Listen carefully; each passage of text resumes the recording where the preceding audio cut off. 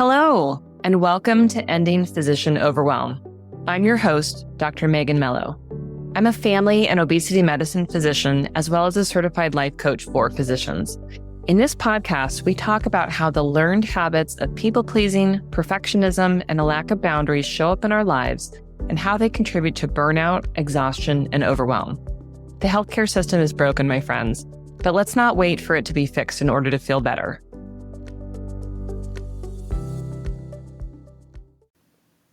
Well, hello, and welcome to another episode of Ending Physician Overwhelm. Today, we're going to be talking about procrastination, everyone's favorite topic. Thinking about all of the ways that procrastination shows up and how it really affects us and how we've often been thinking about it in a way that's probably not very helpful. So many people will think of procrastination as a time management problem. I just don't know how to manage my time. And I would argue that even if we could prove that that was or wasn't true, that may not be the most helpful way for us to think about how do we go about the problem, fixing the problem of procrastination, right? Purely as a time management problem. I think if it was a simple time management problem, which comes down to numbers, right? Numbers on the clock, right? We could fix that. We could fix that pretty easily by doing things that really help us to be aware of the time. And yes, that can be a solution for some people. Some people with ADHD, right, struggle with time blindness, right? They really just don't have much of an awareness of how time is passing. But I think for many of us, the numbers are not the problem. And so that's what we're going to really focus today on, is thinking about, well, what is the problem if it's not simply the numbers? So I want to argue here that procrastination really comes down to problems with emotional regulation, specifically tolerating discomfort, whether that's our own discomfort or someone else's discomfort, and energy regulation, right? How much energy is left in my tank, and how is that affecting me being able to get started with a task or not, right? So think about times when you procrastinate and what's going on. I would argue that you would probably look back and say that at times when you are feeling really in good place, right? You're feeling emotionally well, like things are generally going your way. You feel like you have great energy. You are probably significantly less likely to procrastinate. Now, that's not to say that you never would, but I would argue that you're probably much less likely to procrastinate compared to times where you feel like you're just kind of emotionally depleted or energetically depleted, or both. And of course, when we are talking about physician burnout, we are often looking at both emotional depletion, right? Emotional exhaustion is one of the hallmarks, as well as energy depletion, right? You've got too much to do often and trying to manage it all, often with less rest and less sleep. And I'll separate those two things out because they're not always the same, right? Our sleep and our rest time are not necessarily the same. So let's think about this. When it comes to thinking about emotional regulation, what do I mean there? What I'm talking about is kind of that state of how tantrumy are we, and how much do we identify with our emotions as, fact, or as something that we are experiencing, right? When we are in the middle of a tantrum, right? When you observe a child, a toddler, having a full out knock on the floor tantrum, right? Where they're just like, they're on their bellies and they're kicking and screaming, right? They are fully in their feelings, and they are not aware that their feelings are a temporary state that they're experiencing right now They're just in it. And I think for so many of us, when we are feeling overwhelmed, anxious, frustrated, resentful, we are so likely, especially if we're energy depleted, to over identify with those feelings, right? To feel as though those feelings are just fact. There's not a possibility to feel anything else, right? They are just, this is inevitable, and this is how I'm feeling, and I'm always going to feel this way, is kind of the internal sensation. And when we are feeling our feelings, like we're feeling frustrated or resentful, we're running late, right? We're overwhelmed, we've got too much on our plate, we are less likely to be able to handle the discomfort of sitting down and getting something done, right? Having a difficult conversation, completing our notes, right? Telling someone bad news. We are less likely to be ready to engage with that if we are all up in our feelings. And because emotional exhaustion is a key component of burnout, right? It's part of the definition. It's really important that we see that when we are all up in our feelings, we are going to struggle with procrastination. The other side of it is sometimes we will procrastinate because we are uncomfortable with the way that other people may feel as a result of the action, right? That's not true, probably, of our notes, right? But we may procrastinate to tell somebody something hard because we are avoiding the discomfort of what they may feel, right? And our own discomfort at their discomfort. When we are choosing to not sit and write our note because we've got somebody else waiting, we are not tolerating the discomfort that we would feel because they're upset that we are running more late, right? So we get into this place where we are a little bit afraid of the emotions, and that leads to procrastination, right? You might ultimately have a better experience if you sat and finished the note, right as soon as your patient is done, even if you've got another patient in the room, because you'll be able to focus and attend to it. But because you're already feeling, let's say, emotionally depleted, your expectation of your own ability to be able to tolerate someone else being upset at you running more late may be getting in the way of you sitting and getting your note done, even if it would simply be another 2 to 3 minutes. I think it's really important that we understand this piece because, as you can see, there's a lot more baked in there than the time. The time might be 2 to 3 minutes to finish the note, but what we're really talking about is uncomfortable emotions in ourselves and in other people. I would argue that that's the thing that's actually keeping us from getting the stupid note done, right? It's not the 2 to 3 minutes. It's not a time management issue. It's the emotional part. Now, the energy regulation is another thing, right? And that is simply how much gas is in your tank, right?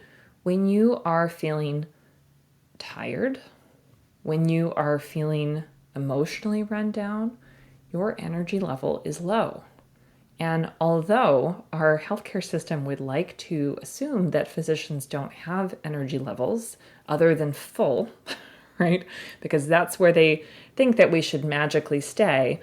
That's just simply not true, right? We need fuel in the form of food.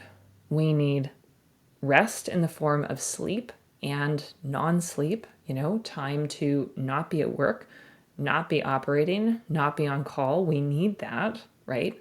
That's part of normal humanhood. We need energy in the tank in order to be able to not procrastinate, right? When you are depleted, it is that much harder to sit down and complete tasks that you don't want to do, even if there's no other human and no other human's discomfort, right? If we think about the problem that I hear about so often, and yep, been there, done that myself, right? Where we've got a whole lot of charts to catch up on on the weekend, right? So let's just say for giggles, we don't have any family around. We don't have anyone who is inconvenienced by us needing to take time to do the note. But if your energy is really run down, it's pretty difficult to sit down and get those things done, right? Because your energy is low. You probably also have some negative emotions going on, right? Anticipating the whatever it is that you feel about getting your notes done, even if you are not without time, right? Again, not a time management problem. It's really about the energy that you have in order to complete the tasks, as well as the emotions that you are feeling or anticipate feeling when it comes to actually sitting yourself down and doing it. I see so many physicians beating themselves up when they get into these cycles of procrastination, especially when it comes to notes getting completed and inbox, or forms or any other thing that has to be filled out. And often feeling like it's this simple time management problem. And I would argue it is not. But when we are constantly allowing ourselves to stay stuck in these patterns where our emotions are not being acknowledged and sort of processed and digested the way that, would be good for us as humans to be able to do, and our energy levels are super low, that is just a really unsolvable problem. And it doesn't matter what the time is. It doesn't matter if you have 6 or 8 hours to finish the project. Again, when you're feeling so run down, it's not a time management issue. So that's pretty, pessimistic seeming. It's not really. It's just a way that we can better understand what's going on if we constantly find ourselves getting stuck in this pattern. When we get excited about, I don't know if we get super excited, but, I'm going to, take this course. I'm going to sit down with somebody from Epic and I'm going to make a bunch of dot phrases, right? We have to recognize that the problem of solving, our notes and our inbox, really focusing on that today because it's such a big area of procrastination. It's not simply about having these tools or having the time. It's really about our emotions and our energy.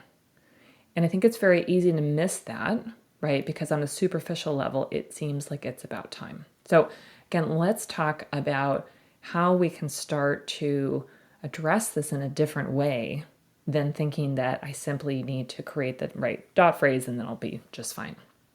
So I would argue that there are a few things, 3 things I'm going to say, that will be helpful for us in starting to solve the problem of procrastination, especially as it relates to notes and inbox and all the stupid paperwork things that we have to do. So one simply starts with awareness of self. Awareness of where we struggle emotionally. And that might be sort of our own side of things. And it might be where we struggle with the emotions of other people, right? If I am pretty deeply entrenched in people-pleasing behaviors and thinking and feeling really deep down that it's not okay to keep people waiting, right? That I am ruining their daytime experience by keeping them waiting. If that's very deeply entrenched in me, right, then I'm not going to take that few minutes because I'm so bothered by the notion of inconveniencing someone else and causing them any distress. This is a really important part of the puzzle, right? Because when it comes to doing stupid things like getting our notes done, we will need to inconvenience some people, not because we are bad, terrible people, not because we're taking a coffee break, but simply because if we want to have a better experience, and part of that is completing our thoughts and getting them down, right, in this necessary thing that we have to do, which is writing a note, If getting that task done requires me keeping somebody sitting for a few minutes, I have to be aware that that's where my emotional discomfort is coming from. And I need to start to change the way that I think in order to be able to sit and get the note done, right? So that takes some emotional tuning in of where am I struggling here? Is it that I anticipate that sitting and writing my notes is going to have me feeling confused, frustrated, overwhelmed? What is the emotion that comes up? Or what are the emotions that come up? Where do I struggle with getting this done? Now, everybody is very individual with this. And I know that there are some people who write the briefest of brief notes, right? We've all seen them. And they just walk out the door, right? They're just on their way, right? There is no emotional distress connected to the note. It is simply an unemotional experience, right, that gets done. Those folks are probably not listening to this conversation right now, so I'm not really talking to them. I am talking to those of us who get hung up on some aspect of the emotional work of getting a note done, right? There may be some feelings of inadequacy there. There may be some feelings of guilt at keeping somebody waiting, right? There may be some sense of, gosh, I'm so slow, I'm so inefficient, right? There is often a strong inner critic that is connected here and getting in the way, and no amount of epic training is going to change that. We have to come at it from a different perspective. The awareness of energy is a little bit different. And I would say that there is also a high level of judgment here that happens because we might look at other humans who do our same work and scratch our heads and say, why are they not having a problem? They just seem to be, coming into work, getting their stuff done and leaving. And here I am. I feel like I go so slowly. I feel like I'm overwhelmed. I feel like I get stuck on problem X, Y, and Z. What is going on? For whatever reason, we are all different in terms of the amount of energy that certain tasks take us and the amount of energy that we need for different areas of our lives. All of that is quite different, right? We need different amounts of sleep. We need different amounts of non-sleep rest. We need different amounts of brain and emotional energy in doing the work that we do, right? If you are more introverted and you can have deep connections with individual humans in a patient care setting, but you need some more time to recharge your batteries than you currently have, that is part of your energy regulation, right? People who are much more extroverted may be filling their batteries, right, as they pop from room to room. They may not experience quite the energy drain that you do. Now, we need all of us out there doing care for people, right? I am more on the introverted side.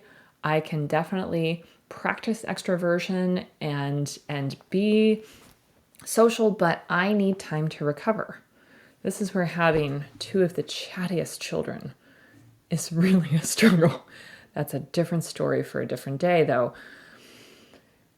We need to be aware of what we need energetically and to be able to help give ourselves back the energy that we need without judging ourselves compared to the other humans that we see, right? We are all different. That is okay. We are not robots. We are not machines. You may be someone who connects very deeply with patients and is able to do amazing work, and that probably requires a different level of energy than someone who is popping through 50 patients in an urgent care setting with no problem. Let's accept and acknowledge that we each need different things. And when we have more awareness of what we need energetically, especially at whatever phase of life we're in, right? That's going to be different if you have a pregnancy or you're a new mom or you have a young puppy at home or you are recovering from illness, or you're someone who needs 10 hours of sleep, right? All of that exists, and that can all change as we move through time. So don't judge yourself for that, but learn to be aware of it and practice things that help you to be able to have the energy that you need to feel good, right? To have minimal procrastination because you have given yourself back the energy that you need in order to feel balanced and that you are practicing in a sustainable way. Okay, so awareness of self as it relates to our emotions and where we struggle there and our energy is really important. The next thing is that we need to be willing to experiment with alternatives, right? If we find ourselves in pretty constant struggle with procrastination and we can see and be aware of where we struggle with the emotion parts and where we struggle with the energy parts, okay, then we have a chance to experiment. What am I going to do differently and see how it works, right? Am I going to run the experiment of what actually happens if I choose to take 2 extra minutes to sit and complete my note? What do I actually feel? What do the other humans actually feel? When I greet my patient and say, "Thank you so much for waiting. I really needed to get my thoughts out on the last patient so that I would be ready for you. And I really appreciate your patience," right? You are starting that conversation in a good place. And I would argue that if we practice doing that, right, we will see that spending those extra 2 minutes to get the note done for the last patient and be able to leave with, most or all of our notes done at the end of the day, that will feel energetically good. But it takes the willingness to experiment with the potential for inconveniencing the other humans, right? When we think about, okay, how do I want to experiment with energy? A lot of my clients that I talk to spoke of, when they're working on their notes or their inbox, they do pretty well in the morning. And then midday, they feel like for the afternoon, they gotta get caught up around, quote unquote lunchtime, right? And then going through the afternoon, it feels much harder to stay committed, right? It's much harder to have the energy to be able to sit and finish a note or get through the inbox or whatever the tasks are, right? They're much more likely to procrastinate in the afternoon. All right. Well, if I'm fresher in the morning, right, my tank is probably fuller. If my tank is too depleted midday in order to be able to get my stuff done and not procrastinate in the afternoon, what might I experiment with in the middle of the day that might help me to refill the tank a little bit and have a better experience of the afternoon, right? Do I need to actually take a break and eat some lunch, some real lunch, right?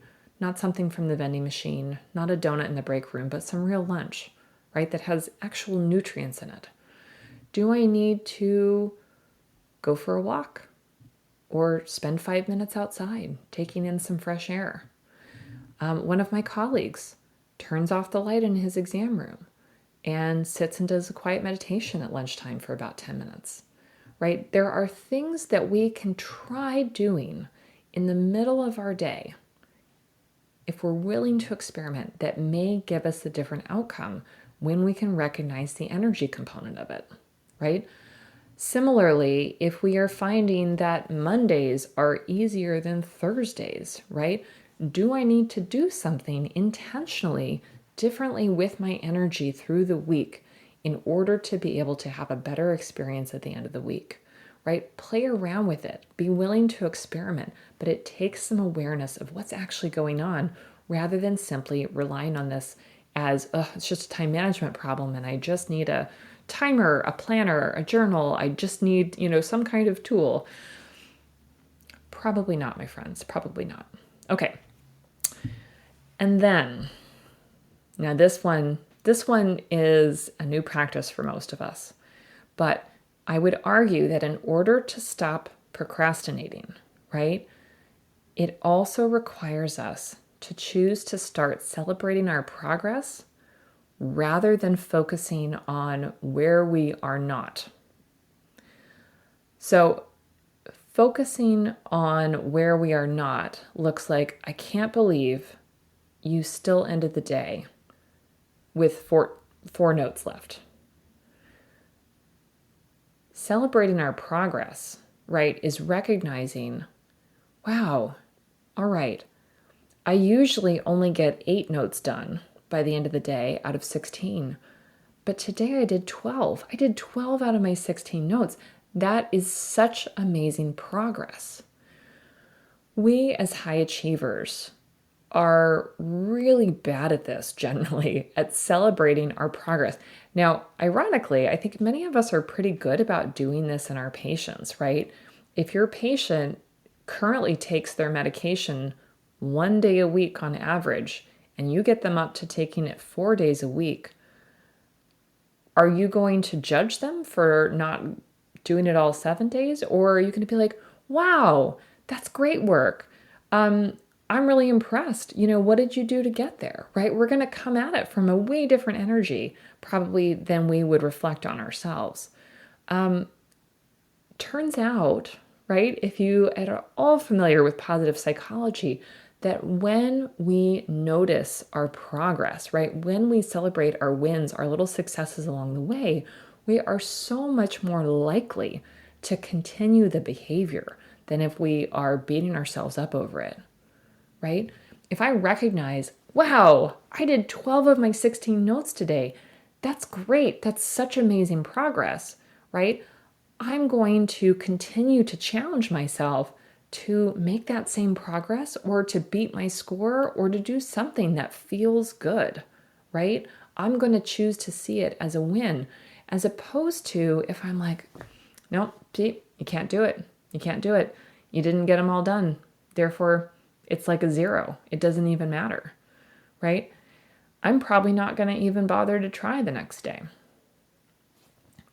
Let's choose to, I almost said silence the inner critic. I don't think that we can silence the inner critic, but let's choose to not let the inner critic run the show. What if we choose to start celebrating our progress, right? We choose to start recognizing how far we've come. If you've read The Gap versus the Gain, this is all what it's talking about, is noticing the gain, right? The progress towards the goal rather than the gap between where we are now and the goal, right? We want to really recognize and celebrate progress along the way because it is such a more positive pull, and we are so much more likely to get where we want to go when we recognize the improvement that we made, when we notice it, when we celebrate it, right? This is why with my coaching clients, we start out every call with celebrating some kind of win or accomplishment. And I'll tell you, it's hardest to celebrate these small things so consistently.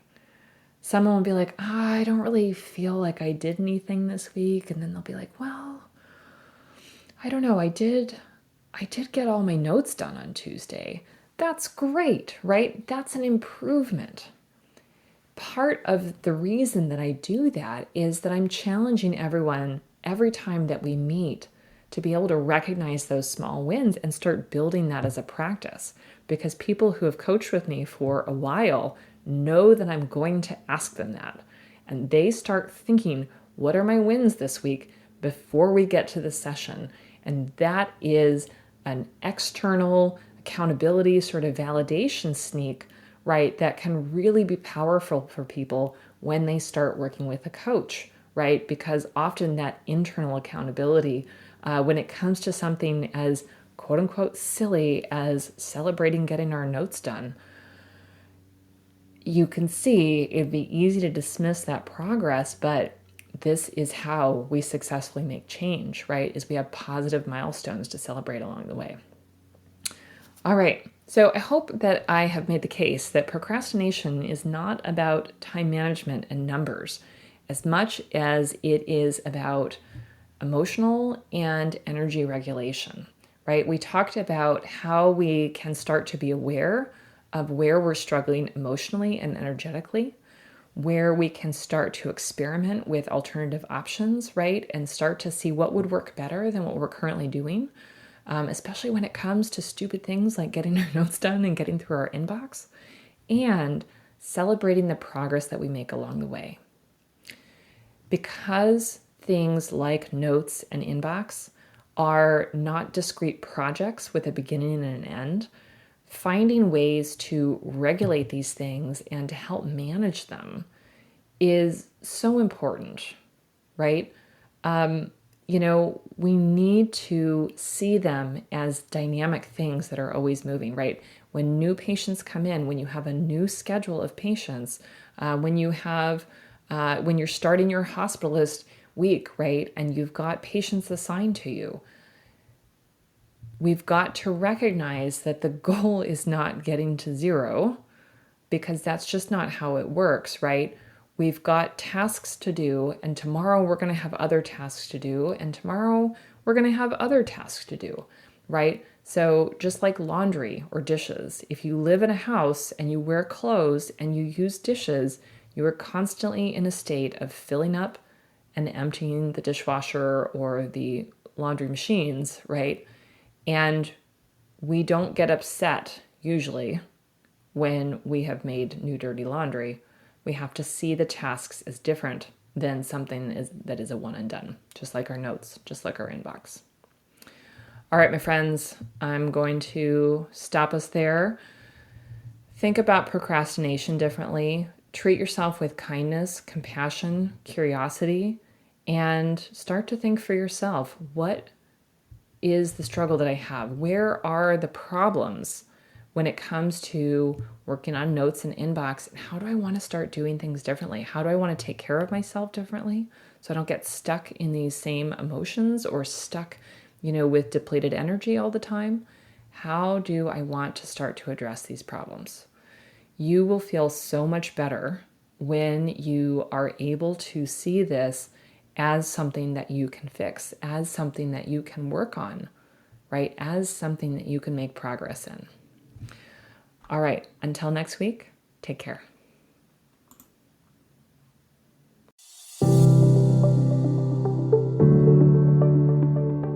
Well, that's our show for today. Thank you as always for listening.